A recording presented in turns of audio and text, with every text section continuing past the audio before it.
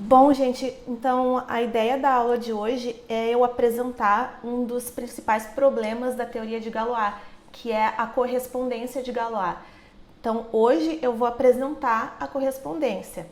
Eu ainda não vou dar condições necessárias e suficientes para que ela seja objetiva. Isso a gente vai fazer no decorrer das outras aulas.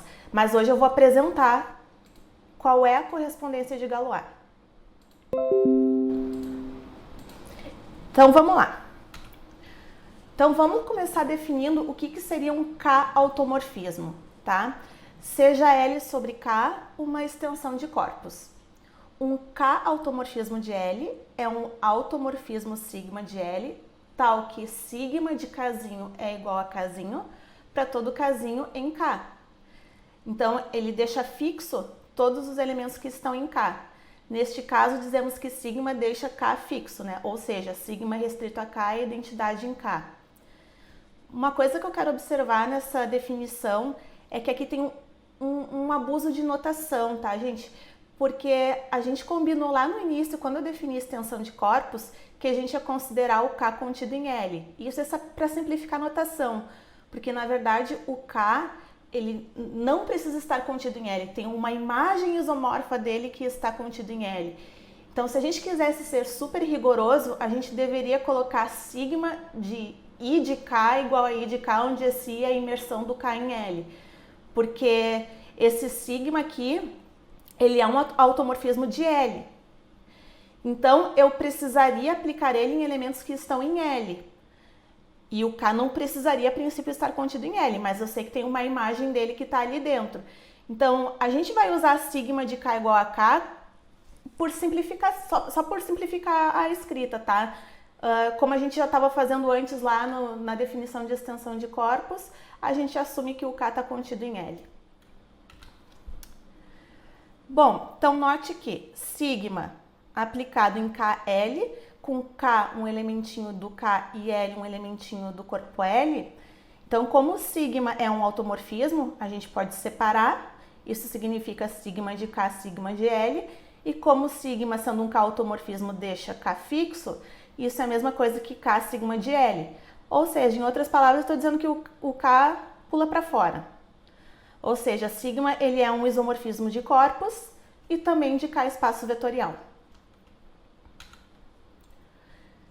Então, dada uma extensão de corpos L sobre K, o conjunto dos K-automorfismos de L é um grupo com a operação composição. Isso é importante, porque eu falei para vocês lá no início do semestre que a gente ia em um determinado momento mexer um pouquinho com teoria de grupos. Esse é o momento. Então, quem ainda não revisou a parte de grupos, esse é o momento de revisar a parte de grupos, tá? Aqui a gente começa a trabalhar um pouquinho com teoria de grupos. Então, vamos demonstrar, né? Por que esse conjunto aí é um grupo? Então, primeira coisa, dados sigma e gama, dois K-automorfismos de L, vamos mostrar que é fechado para operação, que aqui no caso é a composição, né? Ou seja, que sigma gama é um K-automorfismo. Então, primeiro, soma. Pega um sigma gama e aplica em x mais y. Bom, como o gama ele é um K-automorfismo, ele separa na soma. E agora isso aqui vai me dar outros elementinhos que estão em L. E aí eu posso, como sigma também é um automorfismo, eu posso separar. Então pronto. Aqui o sigma gama vai separar a soma. Mesma coisa para o produto. Aí eu aplico essa composição aí no x vezes y. Como o gama é automorfismo, separo o produto. Aí isso aqui vão me dar outros elementinhos que estão em L. Aí eu aplico esse sigma e pronto. Separo o produto. E agora que essa composição aqui deixa o K fixo, tu aplica primeiro o gama no K. Como o gama é um K-automorfismo, ele deixa o K fixo, então vai dar o próprio K.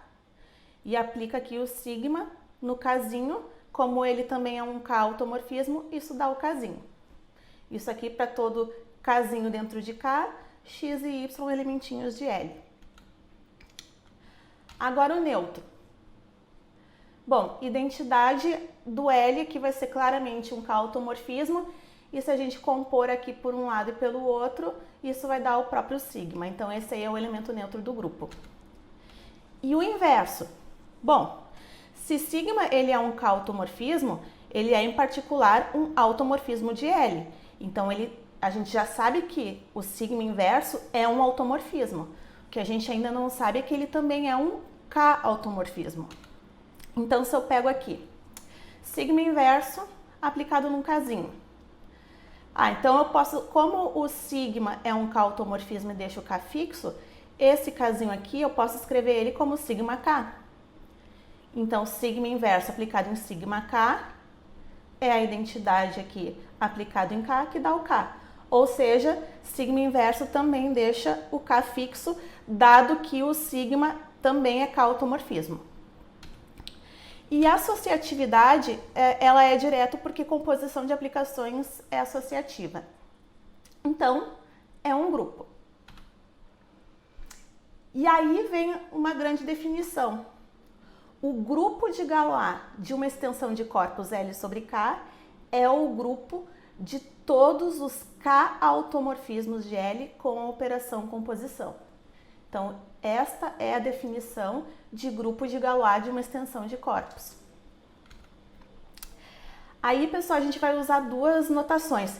Eu, na verdade, vou usar a primeira. O livro do Stewart, ele usa essa notação aqui do gama, mas eu prefiro usar essa notação aqui, do Galois de L sobre K, porque eu acho que essa notação, ela é autoexplicativa. E aqui, o gama de L sobre K, isso aqui é uma notação do Stewart, mas não tá claro que tu tá falando aqui do grupo de Galois.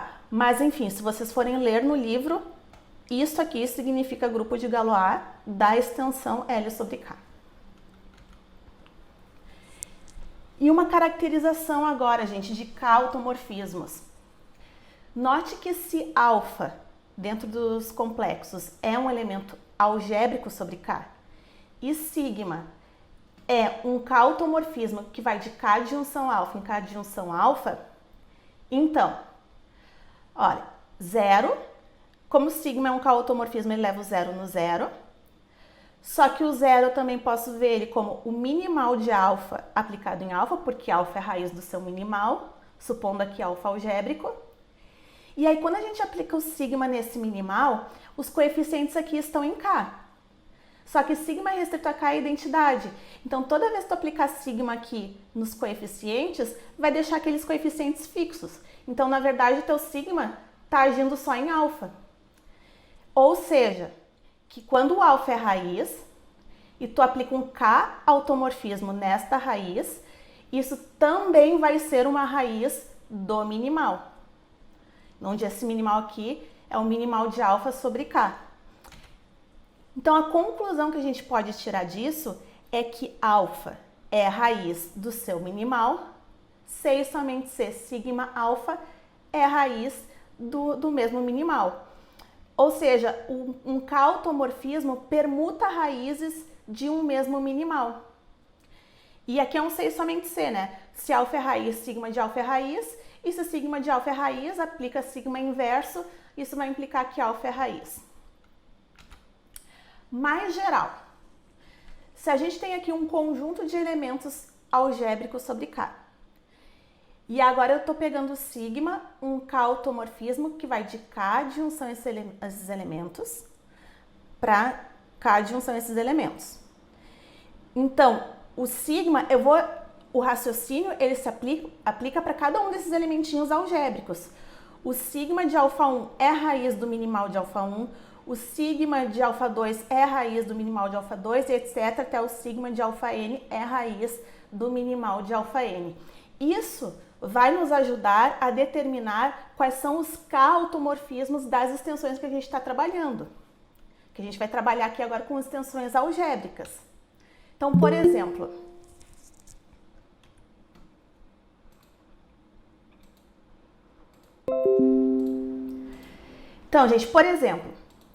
vamos determinar qual é o grupo de Galois dessa extensão aqui, do C sobre R.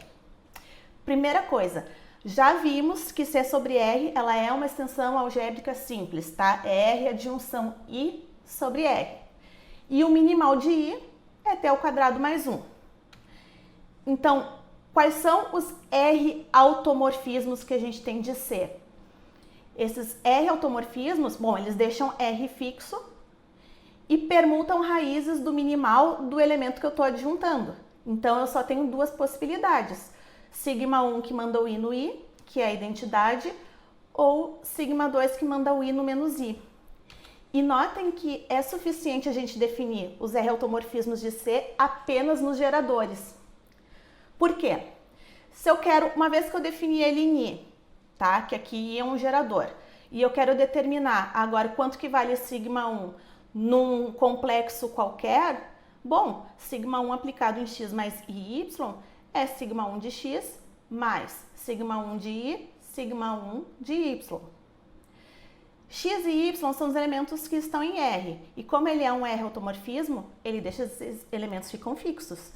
Então, isso aqui é x, e como sigma 1 de i é o próprio i, então isso aqui dá x mais i, y, que é a aplicação identidade. E o sigma 2 aplicado em x mais em y, isso aqui é sigma 2x mais sigma 2i, sigma 2y, e agora o sigma 2i vai em menos i, e o x e y ficam fixos. Ou seja, eu estou levando um valor complexo no seu conjugado. E essas são as duas únicas possibilidades que a gente tem de R automorfismo. Então, o grupo de Galois dessa extensão é a identidade e sigma, que é o conjugado. Ou seja, isso aqui é o grupo Z2. É um grupo de ordem 2. Mais um exemplo. Agora eu quero saber qual é o grupo de Galois de que adjunção? Raiz de 2, raiz de 3, raiz de 5, sobre quê? Bem, vamos olhar para os minimais de cada um deles sobre quê? T ao quadrado menos 2 é irredutível sobre quê? Por Eisenstein para Q igual a 2. T ao quadrado menos 3 é irredutível por Eisenstein para Q igual a 3. E T ao quadrado menos 5 é irredutível por Eisenstein para Q igual a 5. Então, esses aqui são os minimais. Mônico irredutível é minimal. Para o raiz de 2, raiz de 3 e raiz de 5. Então, os Q-automorfismos que a gente tem aí dessa extensão, elas vão levar o raiz de 2 em mais e menos raiz de 2. Raiz de 3 só pode ir em mais e menos raiz de 3. E raiz de 5 só pode ir em mais e menos raiz de 5. Então, isso aí nos fornece 8 Q-automorfismos. Eu listei eles aqui para vocês. O primeiro aqui é a identidade. Deixa todo mundo fixo. Segundo, leva o raiz de 2 em menos raiz de 2 e deixa o raiz de 3 e o raiz de 5 fixos. Aí agora, sigma 2, ele leva o raiz de 3 em menos raiz de 3 e deixa o raiz de 2 e raiz de 5 fixos. Sigma 3, leva o raiz de 5 em menos raiz de 5, raiz de 2 e raiz de 3 ficam fixos. Sigma 4, agora ele deixa só o raiz de 5 fixo. Aí o raiz de 2 vai em menos raiz de 2 e o raiz de 3 em menos raiz de 3. Sigma 5 deixa o raiz de 3 fixo. O raiz de 2 vai em menos raiz de 2 e o raiz de 5 em menos raiz de 5. O sigma 6 deixa fixo o raiz de 2. Então, aqui o raiz de 3 vai em menos raiz de 3 e o raiz de 5 em menos raiz de 5. E o último não deixa ninguém fixo, né? Leva todos eles em menos o seu valor. Então, aí são todas as possibilidades que a gente tem dos Q-automorfismos. A gente permuta, lembra que a gente permuta raízes de um mesmo minimal. Bom, e que grupo é esse? Bom, isso aí é um grupo de 8 elementos. Todos os elementos aqui, exceto a identidade, têm ordem 2. E aqui eu tenho 3 geradores, né? Que é o sigma 1, sigma 2 e sigma 3. Então, esse grupo de Galois aqui, ele é abeliano também. Então, ele é o Z2, cartesiano Z2, cartesiano Z2. Então, pessoal, uma dica aí é para vocês darem uma revisadinha sobre classificação de grupos finitos. Não de ordens grandes, pode dar uma olhada ali até a ordem 8 ou a ordem 9, não mais que isso, não precisa. Só para vocês identificarem qual é o grupo que vai aparecer aqui. A gente não vai trabalhar com grupos de ordem muito alta. Bom, então vamos falar um pouquinho agora da correspondência de Galois. Seja L sobre K uma extensão de corpos, a correspondência de Galois ela vai nos dar uma aplicação bijetiva entre os corpos intermediários dessa extensão L sobre K e subgrupos do grupo de Galois dessa extensão. Só que uma coisa que eu estou falando aqui, ó, a correspondência de Galois vai nos dar uma aplicação bijetiva. Só que essa correspondência não é bijetiva para qualquer extensão. Tem aqui uma restrição para que isso aqui seja bijetivo, tá? Essa extensão aqui é o que a condição aqui que a gente precisa é que essa extensão seja uma extensão de Galois. Eu vou definir, né, o que é uma extensão de Galois. É uma extensão normal e separável, mas isso a gente vai ver depois. Então, o que eu quero fazer aqui na aula de hoje é apresentar a correspondência. Quer dizer, que se a gente toma aqui um corpo intermediário, qual é o subgrupo correspondente? Se eu tomo um subgrupo aqui do grupo de Galois, qual é o corpo correspondente? E depois a gente verifica que, de fato, quando que isso aí vai ser bijetivo, tá? Então, eu vou apresentar aqui a correspondência para vocês. Então, para isso, a gente precisa de algumas definições. Então, dado H, um subgrupo do grupo de Galois, dessa extensão aqui, a gente define LH como sendo os x'inhos que estão em L, tal que σx é igual a x para todo sigma que está em H. Isso aqui é o que a gente chama de corpo fixo pela ação de H, ou ainda corpo dos invariantes de L por H. São os elementinhos que estão em L, que ficam fixos por todo mundo, pela ação de todo mundo que está em H. E aí eu vou deixar como exercício para vocês verificarem que isso aqui, primeiro, de fato é um subcorpo de L e que o K está contido aqui dentro, porque na verdade isso aqui ela é um corpo intermediário entre K e L. É isso que eu quero que vocês verifiquem.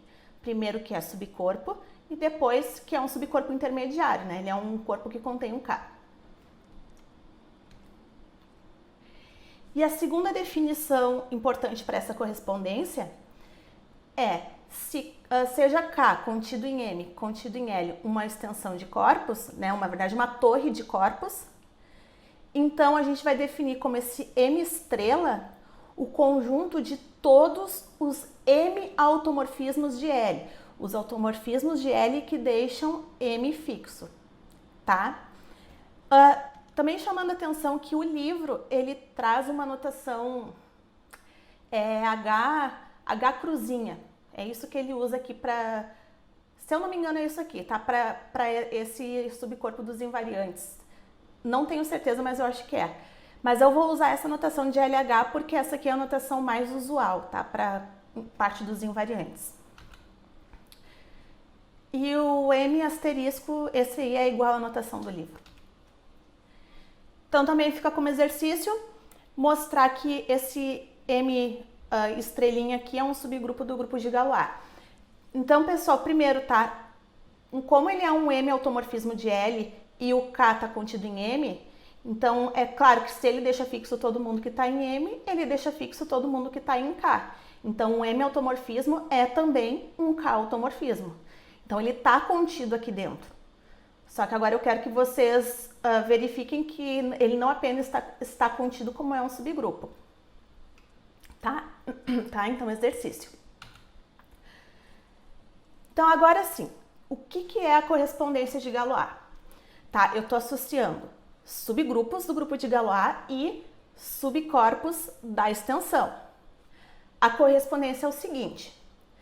Dado aqui um subgrupo do grupo de Galois, então aqui está o neutro do grupo, aqui está H, um subgrupo, e aqui está o grupo de Galois. A esse Hzinho que está aqui, eu vou associar o seu corpo dos invariantes pela ação de H.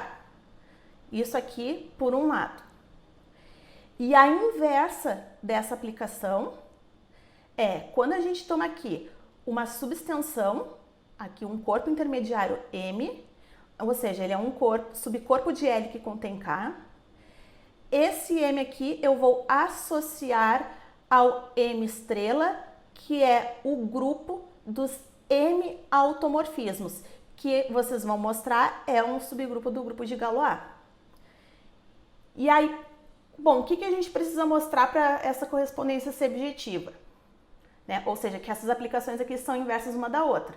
Então, se a gente pega o H, vai para o LH, aí depois, né, do LH aplica o LH estrela, isso tem que cair em H.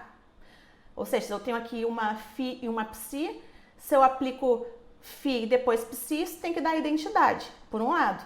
E a mesma coisa por outro lado, né? Se a gente pega aqui uma extensão M, vai lá para o M estrela, depois vai lá para o LM estrela, isso aqui tem que voltar para o M.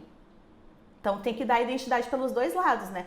Φ com Psi e Psi com Φ tem que dar identidade, né? Nos dois lados. Então é isso. Então esta é a correspondência de Galois. É assim que a gente vai pegar um subgrupo, associar um subcorpo e reciprocamente pegar aqui um subcorpo, associar um subgrupo. Aí é que a gente está fazendo um link de teoria de corpos e teoria de grupos. Assim que a gente está relacionando as duas teorias. Então, eu só estou apresentando qual é a correspondência. Não estou dando ainda nenhuma condição para quando que isso é objetivo ou não. Então, assim, ó, vamos analisar aquilo que eu falei para vocês com um pouquinho mais de calma. Se eu pegar aqui M, um subcorpo.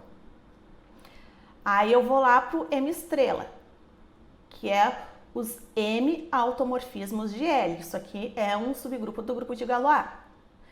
E aí eu aplico o LM estrela, que seria aquele LH, o corpo dos invariantes, pela ação do M estrela. Isso aqui, por definição, são os xzinhos que estão em L, tal que sigma x igual a x, para todo sigma que está em M estrela, neste grupo que está aqui.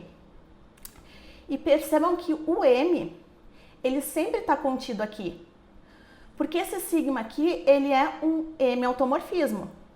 Ou seja, ele deixa fixo todo mundo que está em M. Então, todo mundo que está em M tem que ficar fixo por sigma. O que poderia acontecer a priori é de ter mais gente que também poderia ficar fixo. Não apenas os elementos de M. Mas com certeza o M está contido aqui dentro. Só que poderia ter mais gente. Então, a gente precisa pôr uma condição para amarrar isso aí. Para quando a gente aplique o LM estrela, isso aqui dê exatamente o M. E por outro lado, se a gente pega aqui o H, um subgrupo, associa aqui o corpo dos invariantes, que é o LH. E depois associa o LH estrela. Isto aqui é, por definição, os LH automorfismos de L. São os automorfismos que deixam LH fixo. Com certeza o H está contido aqui, porque o H deixa fixo todo mundo que está em LH. Só que poderia ter mais gente aqui. A priori poderia ter mais gente aqui dentro. Não precisaria ser só os elementos de H. Então, note que o M ele está contido em LM estrela e o H está contido em LH estrela. Mas nem sempre as inclusões contrárias são verdadeiras. Então aqui, gente, o que eu vou fazer aqui para vocês? Eu vou apresentar dois exemplos. Um exemplo onde a correspondência de Galois não é objetiva e um exemplo onde ela é objetiva. Onde ela não é objetiva quer dizer que uma daquelas inclusões ali vai ser estrita. E quando ela for objetiva vai ser 1 para 1 bem certinho. Então depois vocês podem procurar mais exemplos para fixar bem as ideias e entenderem bem o que eu estou falando. Mas então vamos ver esse primeiro exemplo aqui. Então, eu peguei alfa, raiz cúbica de 2, e tomei essa extensão aqui, ó, que é a adjunção alfa sobre Q. Aí eu vou olhar para o minimal deste alfa, do raiz cúbica de 2 sobre Q, que é o T ao cubo menos 2. Também irredutível por Eisenstein para Q igual a 2. E aí, este minimal aqui, uma raiz é o raiz cúbica de 2 e ele tem outras duas raízes complexas não reais. E aí a gente tem que observar o seguinte, Q adjunção alfa, isso aqui é um valor real, tá? Então, isto aqui está contido nos reais. Quando eu falo que sigma é um Q automorfismo que permuta raízes de um minimal, são somente as raízes que estão contidas na extensão que eu estou trabalhando. Porque eu preciso mandar esse alfa em um outro elemento que esteja aqui em Q adjunção alfa. Então, eu não posso pegar esse alfa real e mandar ele numa raiz complexa, porque essa aplicação não estaria bem definida. Ela não seria um Q automorfismo de Q adjunção alfa, cairia fora da imagem. Então, eu só posso permutar raízes que estejam dentro da extensão que eu estou trabalhando, tá? Então, aqui, como eu só tenho uma raiz real e duas raízes complexas, a única possibilidade de Q automorfismo que eu tenho aqui é mandar o alfa nele mesmo, porque as demais raízes desse minimal são complexas não reais. Então, neste caso, para essa extensão, o grupo de Galois só tem a identidade. Então, o que acontece nesse caso? Eu vou aplicar a correspondência de Galois. Eu vou pegar aqui um subcorpo, Q, que é o corpo base, lá daquela extensão. Eu estou indo do Q para o Q adjunção alfa. Então, eu vou pegar o Q e vou analisar a aplicação de Galois aqui.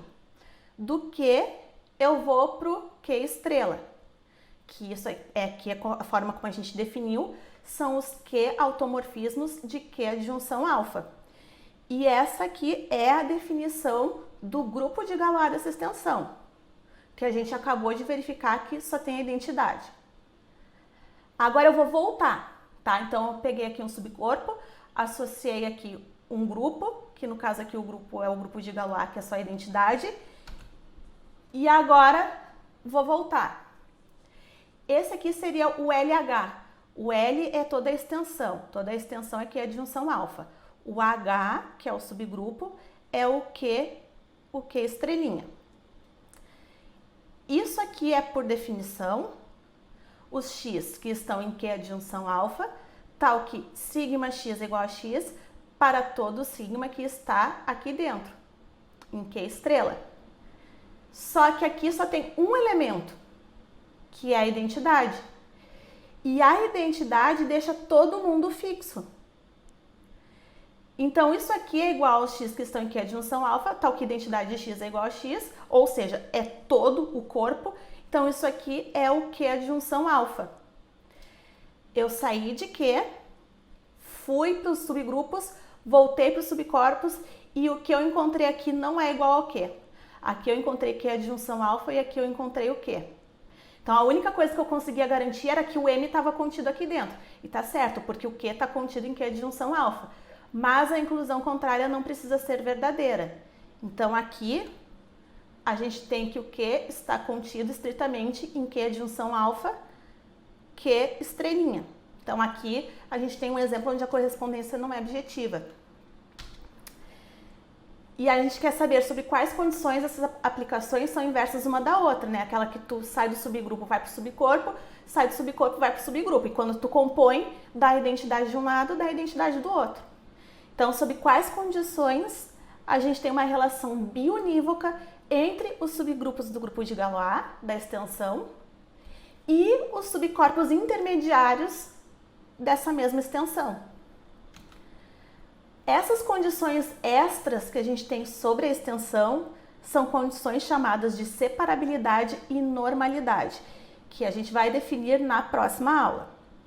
Então, tem ali uma condição para garantir que a extensão que a correspondência vai ser objetiva. E eu não vou definir ainda, mas já estou avisando para vocês que tem.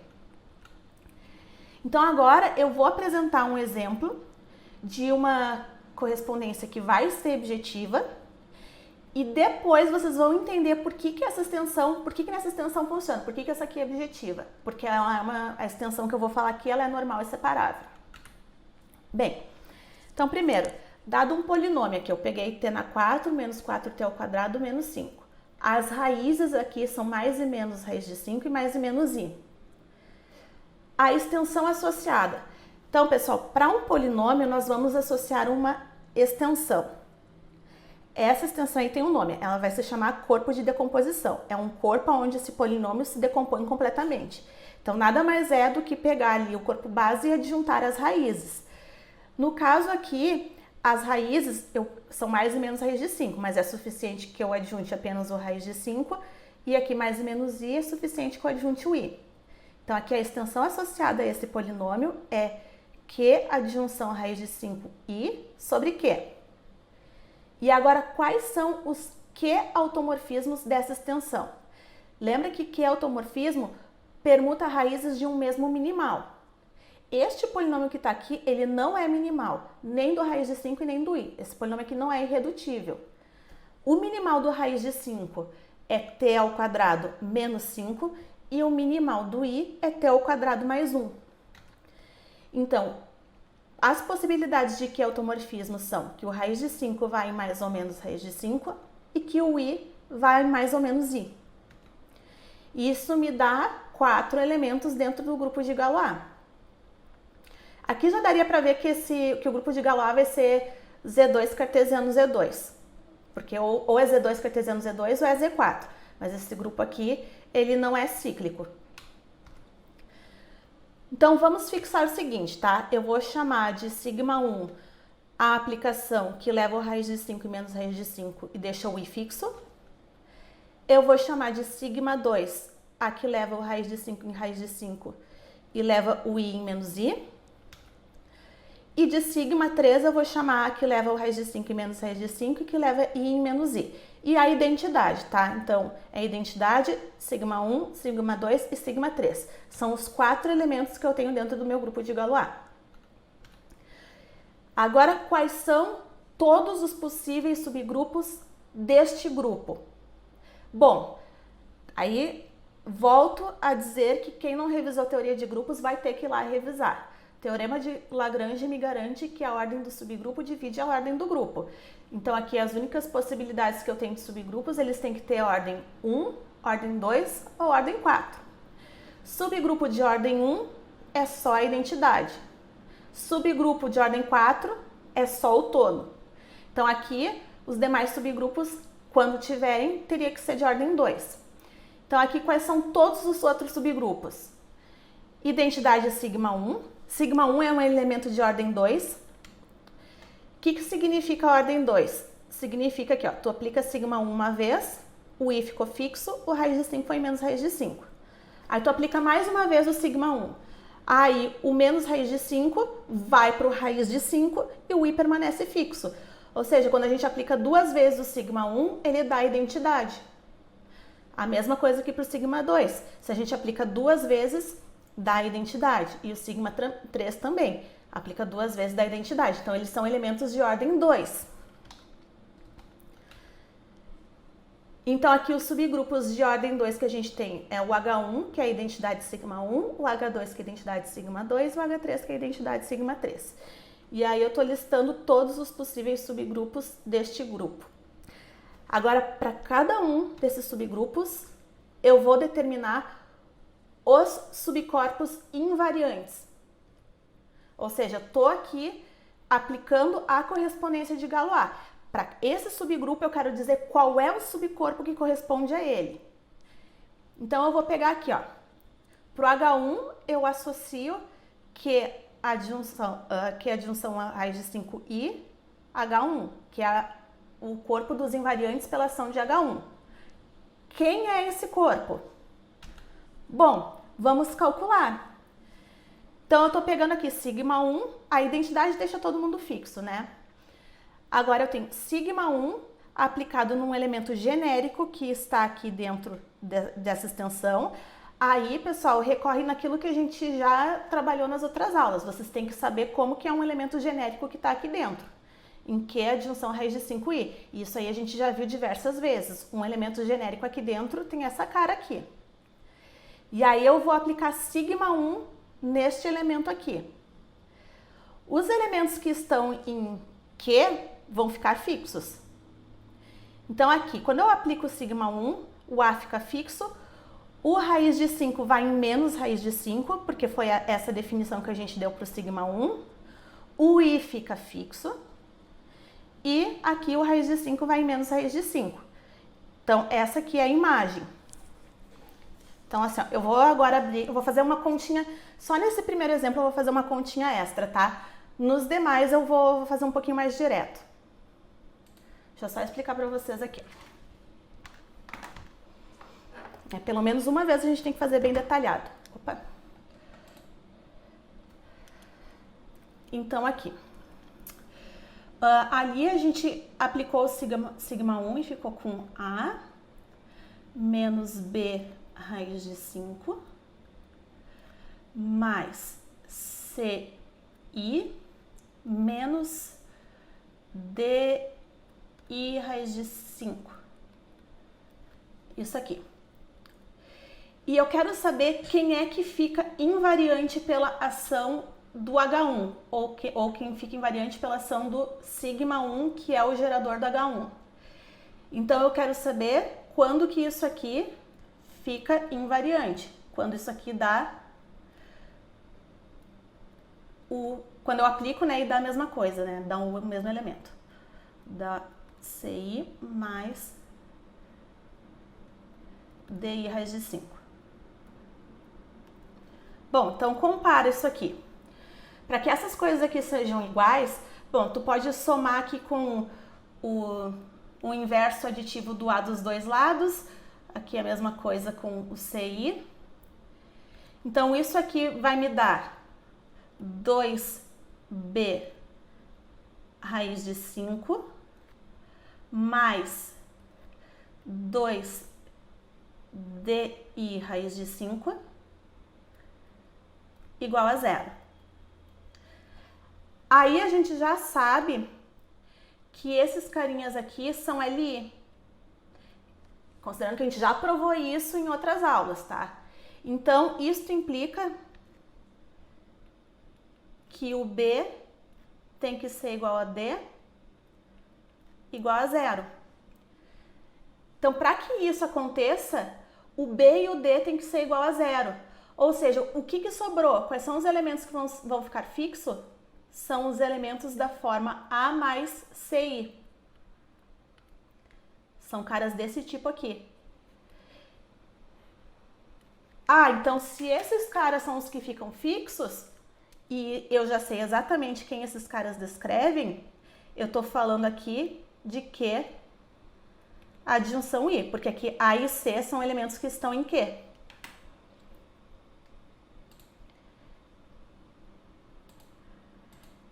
Então, o que eu mostrei para vocês aqui é que esse subcorpo dos invariantes pela ação do H1 é o Q adjunção I. Esses são os elementos que ficam fixos pela ação de H1. Então, tá bom. Achei aqui a primeira correspondência ali. O H1 está associado ao Q adjunção I. Então agora, qual é o subcorpo dos invariantes pela ação do H2? Então, eu pego ali, o H2 é gerado pelo sigma 2, aplico ele num elemento genérico que vai dar uma coisa desse tipo aqui. Para que isso aqui fique fixo, bom, aí vai sobrar que o C e o D vão ter que ser 0 e, portanto, o que vai sobrar aqui é só o Q adjunção raiz de 5. Então, falei, né, agora eu não vou fazer as contas em todos os detalhes, porque agora é uma repetição da ideia.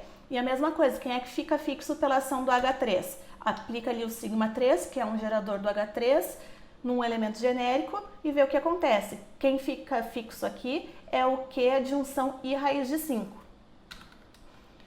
Então, aqui o H3 está associado ao Q adjunção I raiz de 5.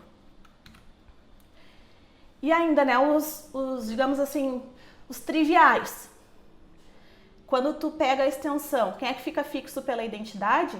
Todo mundo, porque a identidade deixa todo mundo fixo. E quem é que fica fixo por todo o grupo de Galois? É o corpo base, que aqui é o Q. Então aí a gente determinou todos os subgrupos e todos os subcorpos correspondentes a cada um dos subgrupos. E essa correspondência aqui é 1 para 1. Não está sobrando nem subgrupo e não está sobrando nem subcorpo. Então, temos que identidade, H1, H2, H3 e, né, o grupo todo, são todos os subgrupos do grupo de Galois. e Q, que é a disjunção raiz de 5, Q é a disjunção I, Q é a disjunção I raiz de 5 e Q é a disjunção raiz de 5I, são todas as subextensões entre Q e Q é a disjunção raiz de 5I. Portanto, nesse caso, a correspondência é objetiva. A gente listou todos os subgrupos e para todos os subgrupos a gente teve um subcorpo associado. Então, aqui o reticulado é assim. Percebam que inverte a ordem, tá, pessoal? A identidade aqui, ela está associada a toda extensão maior e todo o grupo de Galois está associado ao corpo base. Então, inverte a ordem ali dos reticulados. Então, por isso que eu botei aqui, nesse caso, as setinhas, tá? Então, a identidade é o grupo que está contido no H1, que está contido em G, a identidade está contida no H2, que está contido em G, e a identidade está contida no H3, que está contido em G. E aqui eu estou fazendo a leitura contrária. Q está contido em Q adjunção I, que está contido na extensão maior, o Q está contido em Q adjunção raiz de 5, e Q está contido em Q adjunção I raiz de 5, e essas extensões estão contidas na maior. E aqui a correspondência é 1 para 1. Agora eu já não me lembro mais acho que se eu fiz certinho. O H1 era o Q adjunção I, acho que era isso aí mesmo. O H2 era o Q adjunção associado, né? O Q adjunção raiz de 5. E o H3 estava associado ao Q adjunção I raiz de 5. Então, neste exemplo aqui que eu fiz para vocês, eu mostrei direitinho quais são os subgrupos do grupo de Galois e quais são as respectivas subextensões correspondentes. Então, a gente tem aí um exemplo de uma correspondência bijetiva. Como eu falei para vocês, não é toda correspondência, toda extensão que vai ter uma correspondência bijetiva. Vão ser aquelas extensões que são normais e separáveis. Mas, então, isso eu deixo para a gente continuar na próxima aula.